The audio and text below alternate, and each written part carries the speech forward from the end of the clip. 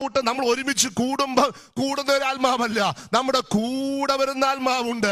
യാത്ര ചെയ്യുമ്പോൾ, പോകുമ്പം, വരുമ്പോ ഇന്ന് പലർക്കും ആരെ അറിയത്തുള്ളൂ. കൂടുമ്പോ കൂടുന്ന ആത്മാവല്ല, കൂടെ വരുന്ന ഒരു ആത്മാവുണ്ട്. ഈ ആത്മാവ് എന്ത് ചെയ്യണം? നിങ്ങളെ എപ്പോഴും ഭരിക്കണം, എപ്പോഴും നിയന്ത്രിക്കണം. ആത്മാവ് കൂടെയുണ്ടെങ്കിൽ ആത്മാവ് എന്ത് ചെയ്യും? വിവേചനം തരും. കർത്താവ് പറഞ്ഞല്ലോ, സത്യത്തിന്റെ ആത്മാവ് വരുമ്പോൾ അവൻ നിങ്ങൾക്ക് സകല സത്യത്തിൽ നിങ്ങളെ വഴി നടത്തും. എന്നോട് അടുത്ത വാക്യമുണ്ട്, അവൻ വന്ന് പാപത്തെക്കുറിച്ചും നീതിയെക്കുറിച്ചും ന്യായവിധിയെക്കുറിച്ചും നിങ്ങൾക്ക് ബോധം വരുത്തും. Praise the Lord.